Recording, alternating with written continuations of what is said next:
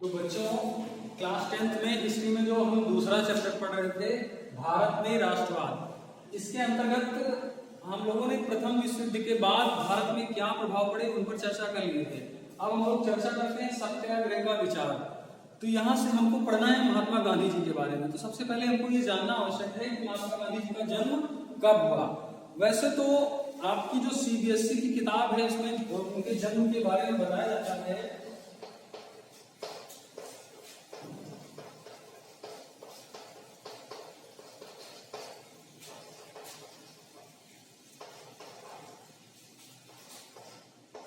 दो अक्टूबर 1861, लेकिन अनेक जो अन्य किताबें हैं उसमें 2 अक्टूबर 1869 इनका जन्म पाया जाता है। तो ठीक है, वैसे हम अपनी किताब के हिसाब से पढ़ते हैं। तो इनका जन्म गुजरात में पोरबंदर नामक स्थान पर हुआ था और गांधी जी 1889 की बात करें तो ये LLB या फिर उसको वकालत कहते हैं, वकालत करने के लिए ये चले जाते हैं लंदन। कहाँ चले जाते हैं? लंदन चले जाते हैं वकालत करने के लिए। कब जाते हैं? 1889 के लिए LLB करने के लिए लंदन चले जाते हैं और 1891 में ये वहां से वापस आते हैं। तो आप समझ सकते हैं 1889 में ये वहां लंदन LLB करने के लिए जाते हैं और 1891 में वहां से वापस भारत चले आते हैं।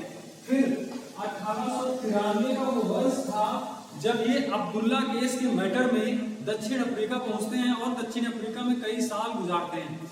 वहां पर इनको नजर आता है कि जो अंग्रेज हैं वो नस्ल भेद कितना करते हैं और उनसे स्वयं इनको खुद गुजरना पड़ा।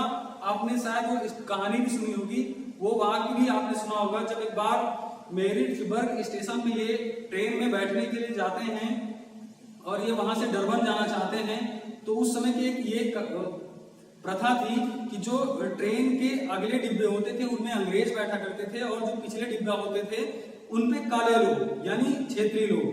तो महात्मा गांधी जी को ये नहीं पता था और ये जाकर के फर्स्ट क्लास के डिब्बे में बैठ जाते हैं। जब वहां पहुंचते हैं तो अंग्रेजों के द्वारा इनको ट्रेन के बाहर धक्का दे करके निकाल दिया जाता है और जब ये प्लेटफॉर्म पर गिरते हैं तो इनके मन में एक ख्याल आता है और ये मन में ही सोचते हैं कि आज आपने हमें इस छोटे से डिब्बे से निकाला है, लेकिन आने वाले भविष्य में हम आपको अपने देश और दक्षिण अफ्रीका यानी कई देशों से आपको निकाल करके बाहर फेंक देंगे। तब से इनके मन में ये भावना कर गई कि जो भेदभाव है वो अंग्रेज कर रहे हैं, इसको हमको कैसे भी करके समाप्त करना है और तरह तरह की ये प्लानिंग करने लगे।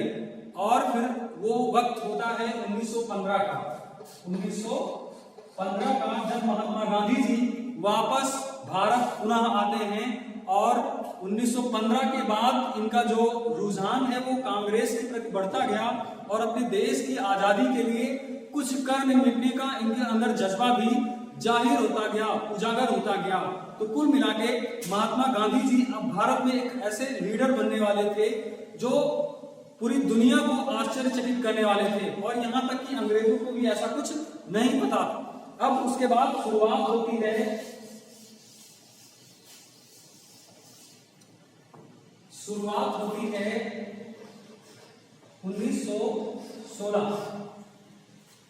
1916 और 17 के आसपास। क्या होता है कि उस समय अंग्रेज भारत पर कब्जा पूरी तरह से कर चुके थे और राजनीतिक, धार्मिक तथा आर्थिक दबाव पूरी तरह से वो बना के रखे हुए थे। उसी समय हम बात करें बिहार के चंपारण क्षेत्र में, वहां पर अंग्रेजों के द्वारा एक ऐसी प्रथा बनाई गई थी कि जो भी भारतीय वहां पर हैं, उस क्षेत्र में उपस्थित हैं, उनके द्वारा अपनी खेती के 3/20 हिस्से में, कितने हिस्से में? 3/20 हिस्से में नील की खेती करना अनिवार्य है। किसी खेती? नील की खेती करना अनिवार्य है। तो ये जो 3/20 हिस्सा है इसको क्या कहा गया? 3 कठिया। इसको कहा गया 3 कठिया प्रथा, यानी एक ऐसी प्रथा 3/20 हिस्से क्षेत्र में आपको नील की खेती करना ही है। तो इस खेती में दिक्कत क्या थी? लेकिन दिक्कत इसमें एक मिनट, नील की खेती में दिक्कत यह थी कि इसमें किसानों का कोई प्रॉफिट, किसानों को कोई लाभ नहीं मिल रहा था। किसानों के ऊपर अत्याचार हो रहे थे। जो जमींदार थे पहले तो कर्ज देते थे, बाद में वही कर्ज ब्याज सहित वसूलते थे। तो जो किसान होते थे नील की खेती करने वाले, वो उनका मूलधन ही नहीं चुका पाते थे नील की खेती से जो धन मिलता था। तो इस हिसाब से किसान बहुत ही पीड़ित थे, बहुत ही शोषित थे, बहुत ही परेशान थे। तो इस समस्या को निपटाने के लिए एक वहां के क्षेत्रीय व्यक्ति थे, चंपारण के क्षेत्रीय व्यक्ति थे राजकुमार शुक्ल। इन्होंने महात्मा गांधी जी को इनवाइट किया, महात्मा गांधी जी को आमंत्रित किया कि कृपया आप यहाँ भी आइए और यहाँ की समस्याओं से अवगत हुए। तो उस समय महात्मा गांधी जी धीरे धीरे लीडर के रूप में भारत में निखर रहे थे।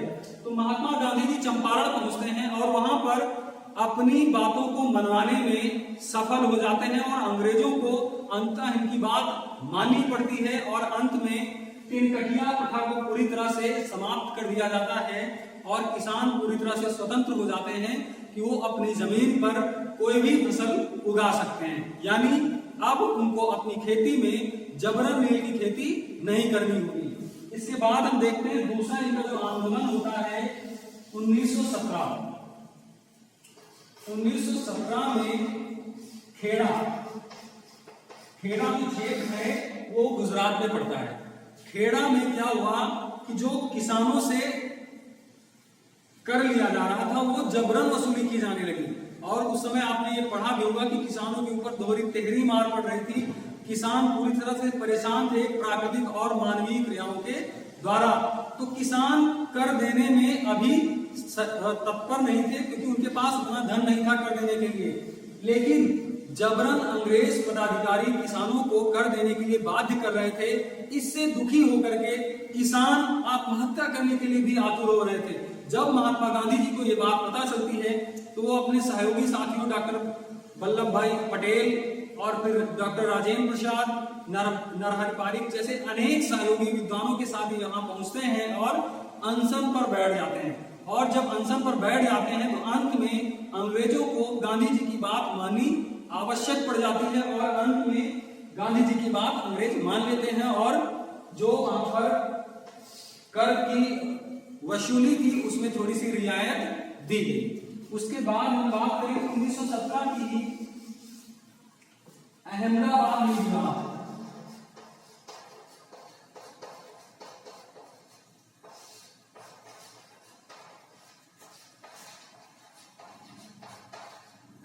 अहमदाबाद मिल विवाद। अहमदाबाद गुजरात में ये क्षेत्र पड़ता है। तो अहमदाबाद में उस समय कंपनी में काम करने वाले बहुत सारे लोग, फैक्ट्रियों में काम करने वाले बहुत सारे लोग जो प्लेग की वजह से उनको बोनस मिल रहा था वो अचानक ही उनको बंद कर दिया गया। तो बोनस उनको जब मिलना बंद हो गया तो वहां के जो मजदूर थे, कौन थे मजदूर, उन्होंने हड़ताल कर दी कि जब तक हमको बोनस नहीं मिलेगा तब तक हम काम पर नहीं लौटेंगे। उनको मनाने के लिए जब गांधी जी पहुंचते हैं और पूरे वाकयात की जानकारी उनको मिलती है तब उन्होंने अंग्रेजी अधिकारियों के सामने अपनी बात रखी कि इन लोगों को, मजदूरों को जो बोनस प्राप्त हो रहा था वो अभी भी उनको बोनस मिलना चाहिए। अंत में अंग्रेज पदाधिकारी इस बात के लिए मान जाते हैं और जो मजदूरों का बोनस प्राप्त हो रहा था वो पुनः उनको मिलने लगा। इस प्रकार गांधी जी एक ऐसे लीडर के रूप में निकले जो पूरे भारत को एक सूत्र में बांधने का काम करने वाले थे और अंत के लास्ट के इतिहास के अंततः आपने देखा भी होगा कि गांधी जी ने पूरे भारत की बागडोर अपने हाथों में लेकर के पूरे देश को अंग्रेजों से मुक्त करवाया। तो गांधी जी का ये इतिहास यहाँ तक का संक्षिप्त इतिहास है। इसके बाद का जो भी इतिहास है वो हम पढ़ेंगे, लेकिन यहाँ तक इतिहास से आपको ये पता चल गया कि इस समय में, इस काल में गांधी जी धीरे धीरे अपने नेतृत्व में निखार लाते जा रहे थे और उनकी लीडरशिप पूरे देश को अब धीरे धीरे मिल रही थी और लोगों को आभास हो रहा था कि ऐसा नेता हमारे बीच में आ गया है जो अंग्रेजों से डटकर मुकाबला कर सकता है। लेकिन यहाँ पर हमको ये समझना भी आवश्यक है कि जो महात्मा गांधी जी थे वो सत्य और अहिंसा के मार्ग पर चलकर ही आजादी दिलाने के लिए प्रण कर रहे थे। उन्होंने ऐसा कहा हुआ था कि हम हिंसा के द्वारा अपने देश को आजाद नहीं करेंगे, क्योंकि उनको पता था कि वर्तमान में हमारे देश में इतने उपयुक्त संसाधन नहीं है, इतने अस्त्र शस्त्र नहीं है कि हम डटकर अंग्रेजों से मुकाबला कर सकें। इसलिए जाहिर सी बात है, तत्कालीन समस्याओं, तत्कालीन परिस्थितियों को देखते हुए गांधी जी ने अनुमान लगाया और यह प्रण किया कि अहिंसा और सत्य के मार्ग पर चलकर हम अपने देश को आजाद करवाएंगे। और आपने यहाँ देखा भी कि 3 आंदोलनों से वो सफल होकर के इसके बाद 1920 में एक विशाल आंदोलन करते हैं पूरे भारत में, जिसको हम कहते हैं असहयोग आंदोलन। और उसके बारे में हम अगले वीडियो में पढ़ेंगे।